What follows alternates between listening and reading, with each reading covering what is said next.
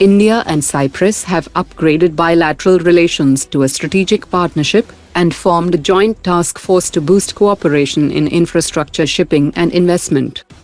India is considering purchase of Australian MQ-28 Coast Bat unmanned combat aerial vehicle, in case Turkey proceeds with sale of Kizilelma unmanned combat aerial vehicles to Pakistan. A video surfaced online featuring a Pakistan Army captain, who claimed that their missile strikes had successfully hit two Indian air bases.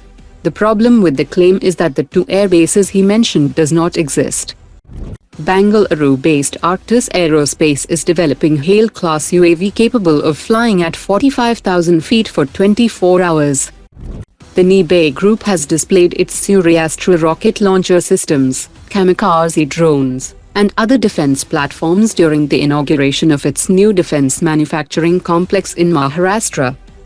The NIBE group has unveiled its long-range loitering munition with a strike range of up to 1,000 kilometers. The NIBE group is targeting a 5,000 crore rupees order for its Suryastra rocket launcher system. Armenia sent a high-level military delegation to India's School of Artillery to observe ATAGS and Pinnaker-related artillery training, firing drills and maintenance procedures. Bengaluru-based NextLeap Aeronautics has unveiled Stryker, India's fastest jet-powered kamikaze UAV designed for deep penetration precision strikes. India has successfully test-fired the Agni-1 ballistic missile under the aegis of the Strategic Forces Command. The launch successfully validated all key operational and technical parameters of the missile system. Armored Vehicles Nigam Limited has delivered the 1000th T-90 tank to the Indian Army, produced with nearly 80% indigenous content. The upgraded T-90 features localized power packs and supports integration of newly developed 1,350 horsepower indigenous engines for future fleet upgrades. India's 600 km range Rudram-3 missile is shaping a new Indian Air Force doctrine, focused on large-scale long-range SEAD operations using Su-30 fighters in heavy strike mode.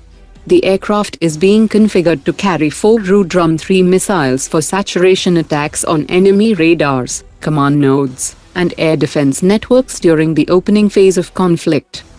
A Turkish defense journalist has claimed that Turkey and Pakistan signed a $15 billion agreement for the supply of 65 Khan 5th-generation fighter jets.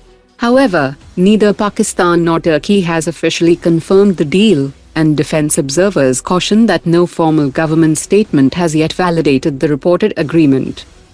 The DRDO is currently in the conceptual stages of developing a 600 km range next-generation stealth-shaped air-launched cruise missile, powered by compact ramjet propulsion technology derived from the Astra Mark III program. It will be designed specifically for integration inside the AMCA's internal weapons bay, that will enable the AMCA to conduct deep penetration standoff strikes against heavily defended targets, without exposing the aircraft to dense air defense networks. In a major development, India is considering Russia's next generation Su-177S engine as part of the Super Sukhoi upgrade program, with potential commonality across the Su-57.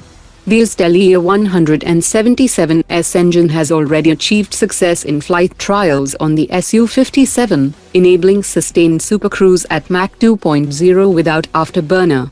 Moreover, commonality between Su-57 and Super Sukhoi engines will reduce training, spares, and maintenance burdens, offering long-term cost savings and operational efficiency. Today's top 3 comments.